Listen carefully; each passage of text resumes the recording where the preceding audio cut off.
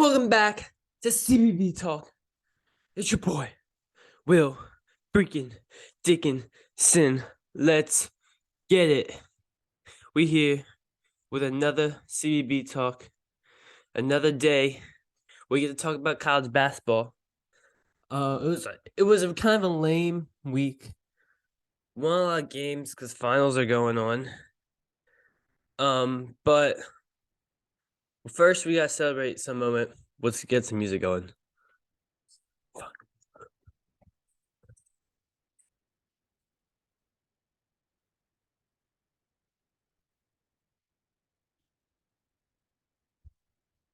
Okay, sorry. Louisville won a game. I can talk about them. They beat Western Kentucky. A game where they were underdogs in. So that was a quick celebration for Kenny Payne getting his first career win. Congrats on what? They're 1-9 now? 1-10, 1-9? Congratulations, Louisville. You won a game. You're still ass, but congrats. So I had to throw a little quick celebration. But the only real game was in the last Wednesday. On Wednesday. Nothing really on Thursday. Nothing really today on Friday. Maryland just got shit on against UCLA. It wasn't even a close game. Jalen Clark puts up 19 points. Is a stud. I was naming UCLA players and I forgot about him. He's the leading scorer. How could I forget? Devin Singleton also put in 18 off the bench. UCLA again. I said beginning of the year they were my Final Four prediction. I also had UNC in that, so sometimes I hit, sometimes I miss. But they look really good. They're gonna be up there for the Pac-12. Maryland now loses 3 straight games. Tough little run for Maryland. They need to get their offense has not been good over the last 3 games. They need to figure it out. After starting off 8-0 now, falling 8-3, we'll see where if they are still ranked after this week. Probably not with 3 losses. But really, that was it. That was nothing really crazy. I saw Wake Forest hit buzzer beater beat App State, which who cares? Who really cares? But we gotta talk about this weekend slate. This weekend slate is absolutely insane. Here are some games that I just wrote down that aren't even. There's 6 really good games on Saturday, and here are some other ones I wrote down. Wake Forest against Rutgers. 2 teams have been up and down this year. Rutgers needs a big win at home. St. John's against Florida State. Florida State finally picked up, I think, 2 straight wins now. St. John's trying to make a tournament. They cannot lose this game. Memphis coming off a loss to Alabama. They're playing home against Texas A&M, who was supposed to be good at the beginning of this year. UConn playing at Butler. First road test in the Big East for UConn. We'll see if they can stay strong and keep building that resume and stay undefeated. And then Dayton versus Wyoming. Good mid-major game there on a neutral court. Dayton, again, was supposed to be a tournament team. They've not been good this year. Wyoming still has tournament hopes as well. But let's get to these main 6 games on Saturday because I think that's what everyone's really looking forward to are the 6 games. Let's start at 12 o'clock on ESPN too. Number 14, Indiana versus number 6, Kansas. In Allen Fieldhouse. This game is just going to be electric. We got 2 teams with one loss. We'll see if Kansas. Oh, Kansas is 8. My bad. Kansas is 8. We gotta see if Kansas, can get another big win on their resume at home. This is a game they honestly should win. Indiana's 2-loss team, by the way. Indiana's 2-loss team. Indiana's coming off a loss to Arizona. Kansas trying to get back a big win. They've played decent since coming back from Battle of Atlantis. Jalen Wilson, their star player, leading scorer. They have Grady Dick, the freshman. Hopefully, Indiana can get back Hochefino because they don't need him because that freshman is a dynamic player for Indiana. Because the thing about Indiana is they need him because they don't have a lot of dynamic scorers. Of course, Trace Jackson Davis is a beast. Millicop's a good shooter. But they need a dynamic guy to get to the basket, and he's that guy. And in Kansas, again, Grady Dick, KJ Adams has been playing good of late. Devon Harris is playing good. McCullough's been good, but Jalen Wilson's the star of the show over there. We'll see if Kansas, an early tip two historic programs going at it. And you just love to see when you on at 12 o'clock, two of the greatest programs ever going at it in Allen Fieldhouse. This environment is going to be amazing. It's going to be packed out in Lawrence. You're going to see a lot of big plays, a close game. I think Kansas will pull it out. I'm not sure what the line is. I got to believe Kansas is probably a 5.5 point favorite is my guess, maybe 6. I think I'm going to have Kansas winning this game, but I think it will be close in the first half. But being at home, I think that just gives all the momentum to Kansas late and down the stretch.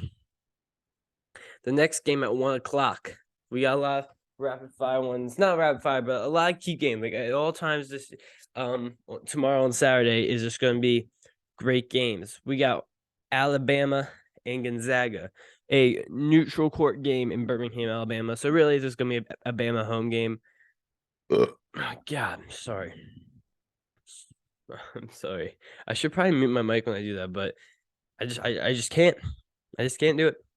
Bama versus Gonzaga, a big game. Alabama coming off some massive wins at Houston, home against Memphis, and now they're playing a pretty much a home game against Gonzaga, who's lost a couple games this year. It's not been a normal Gonzaga season, and whether that is because they're lacking great point guard or another dynamic scorer behind Timmy, or is it because they're just lacking talent, or they've played good teams and they've just been off those nights. They lost to Baylor, a game they could have won.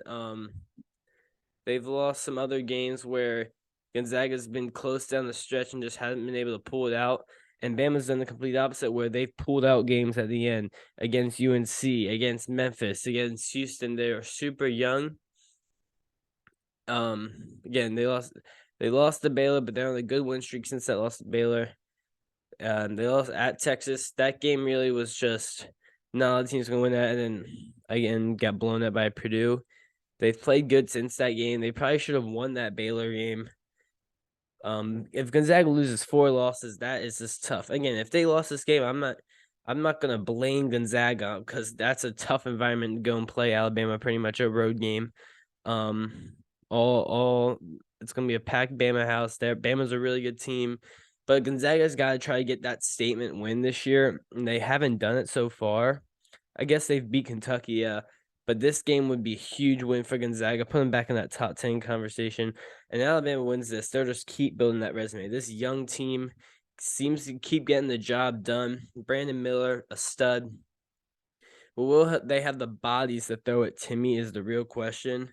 Because they've lost one of their big man, Burnett. And but we'll see if Clowney can do good early. Just all those guys, can they keep throwing the bodies at Timmy?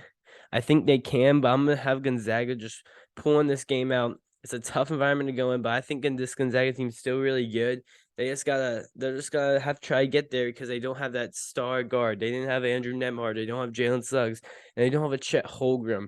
So can Strother step up? Bolton, Hickman, one of those guys needs to have a big game because Timmy's going to have a lot of bodies at him in this one. And then at 2, another big game on ESPN, John Paul Jones Arena. It's going to be packed. Number 2, Virginia is hosting number 5, Houston in a battle. Many thought this would be the 1 versus 2 matchup when Houston fell to Alabama. So you know what it is? It's 5 versus 2, and Virginia's had over a week off. They've had rest, practice for now over a week, preparing for this Houston team. Houston, they lost a game to Alabama. We're at home, but they probably should have won. They were winning, and then Bama just clawed back and won. And Virginia, they've looked shaky in those games leading up to their week off against James Madison and Florida State. We'll see. You got Marcus Sasser, one of the best players in the country, but you got him going against maybe the best defender in the country in Reese Beekman. The bigs are pretty even. Can Kane Shedrick hold his own? We'll see. Jaden Garner's got to be a good scorer because these are 2 great defensive teams. This is gonna be a I feel like a barn burner. It's gonna be a low scoring game. I'm feeling like a a 65-60 range scoring for both teams. It's going to go down to the wire. And this Virginia's 2, and they have wins over Baylor. They have wins over Illinois. But can this win right here for Virginia state themselves as that top 2, maybe number 1 team in the country? Because if they can win this game at home, a big home game, probably the biggest home game they've had in a while. The house is gonna be packed. It's gonna be a sold out crowd. I gotta have Virginia winning this game for the reason of they're at home. They've been preparing. 2 great coaches going at it with Tony Bennett and Kevin Sampson.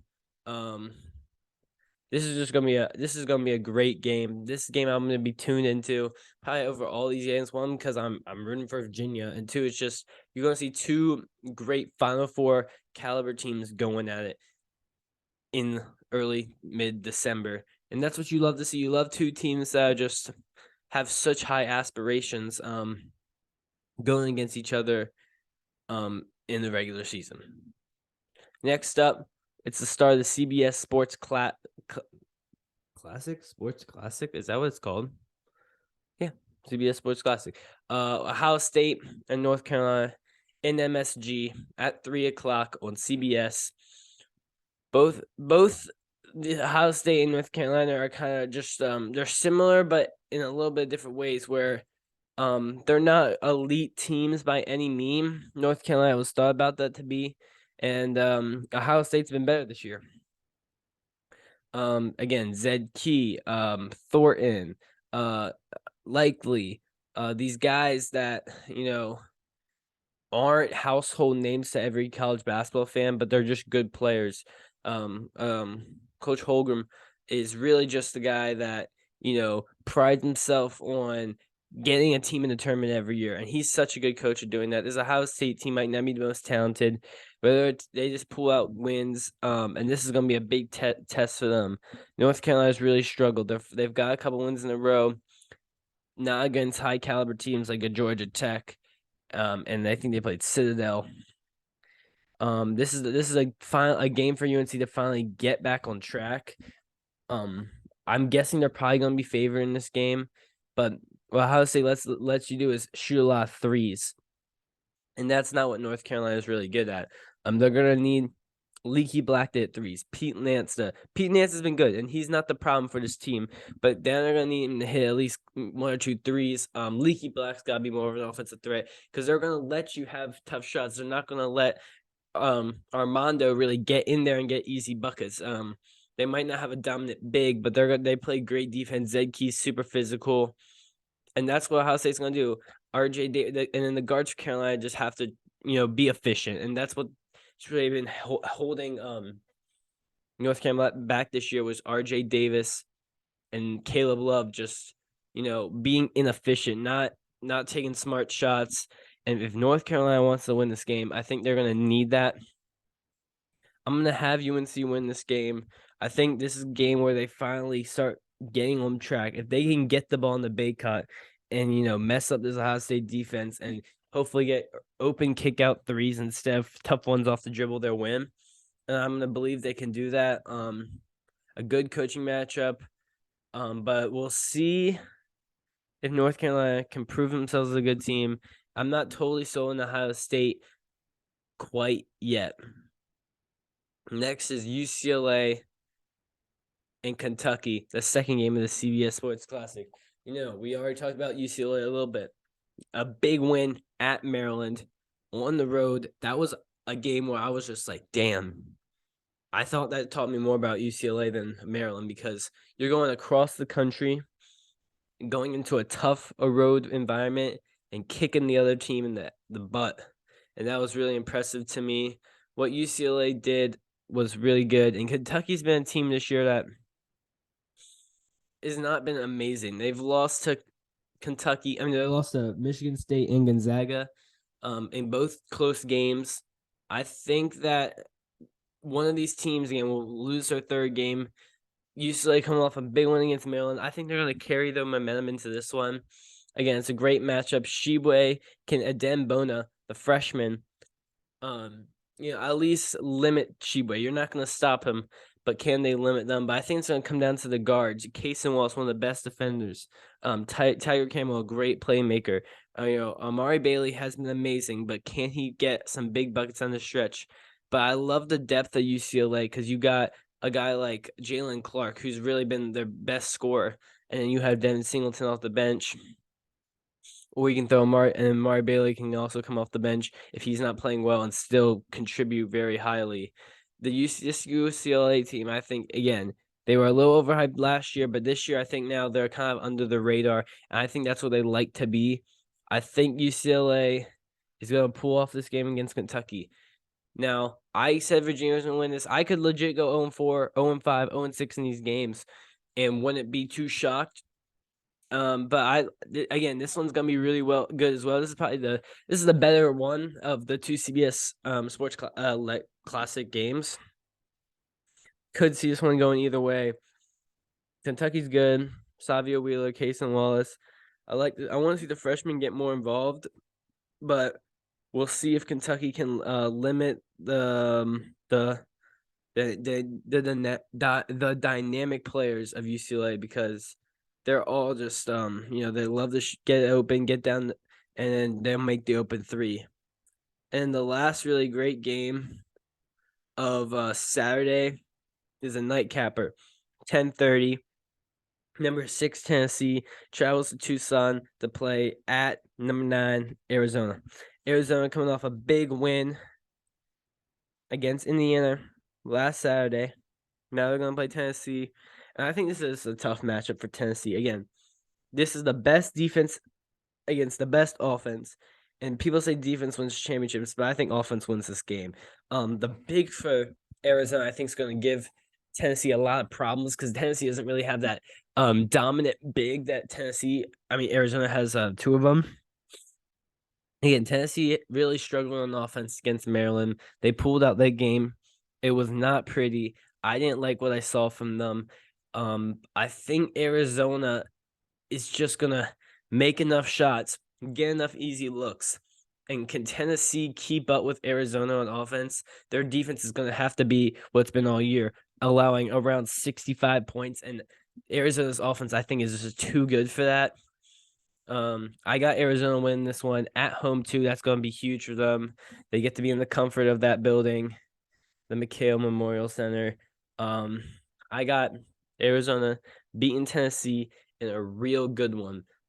Just this Saturday, man, this is what you want about college basketball. Because college football right now is kind of reining into that bowl season. This is where college basketball just, the season starts to ramp up. We're getting the conference play, but we still get some great out-of-conference matchups. That's 6 games right there that I want to be watching all of them. Of course, that 10:30 one, I might not watch the whole thing, but I'm still going to, keep up with it. But like all those games, even the worst ones, probably the UNC Ohio State one, that's still one I want to watch because I want to see how UNC plays again against a good opponent.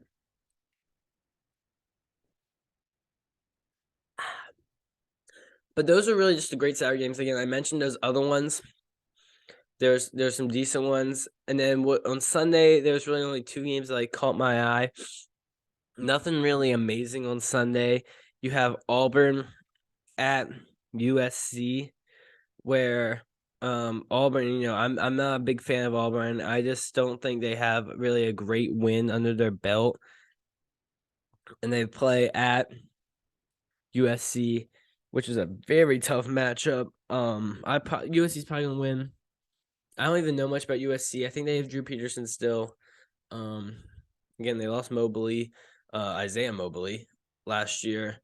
I think this team's just probably gonna win. I'm not a big fan of Auburn. I don't think they have that a star player that can help them down the stretch in the game because their guards are just they're too wild.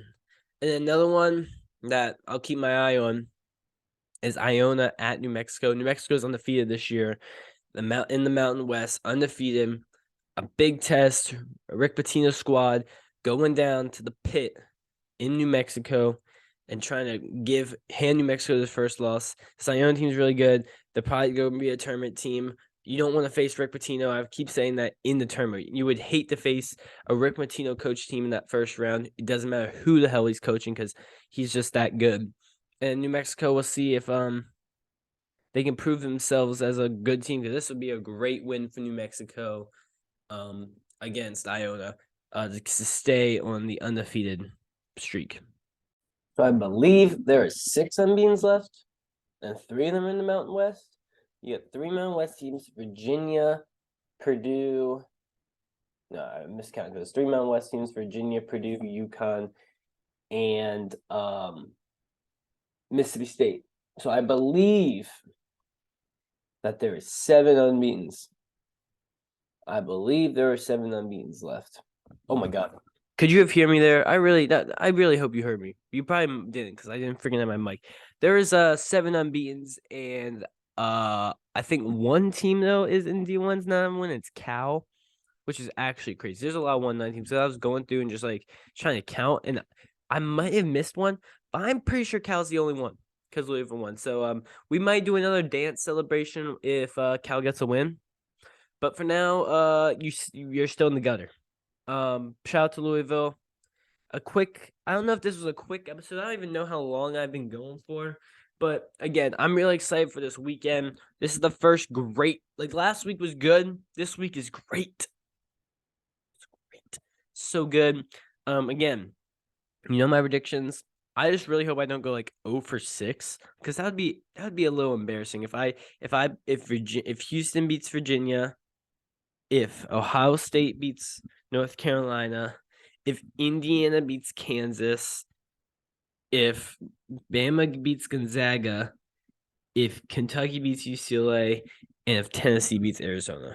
If that happens, I might just never show my face here again. I'm very confident in Kansas being Indiana, by the way. If I had to rate that would be number 1 most confident, and number 2 most confident. This picks would be Arizona versus Tennessee, and then I would pick UNC Ohio State, Virginia Houston, UCLA Kentucky. I'm least confident in Gonzaga being Alabama, but I'm feeling that upset. So that was the episode. A quick weekend run through. I'm hyped for this. We'll see who's the contenders, who may be a pretender, like Maryland, pretender. The pretenders. So yeah, that's really it. Can't wait for this weekend. Some great games. We'll see how many unbeatens will be left, if Virginia will fall. And out of those teams, I mean, they're the only unbeaten left, but we'll see how many of the unbeatens, if there will be less than 7. We'll see if Cal can pick up a dub. I'll see you on Monday. I love you guys. Thanks for watching. Always being with me. Shout out to you. And peace freaking out, boys.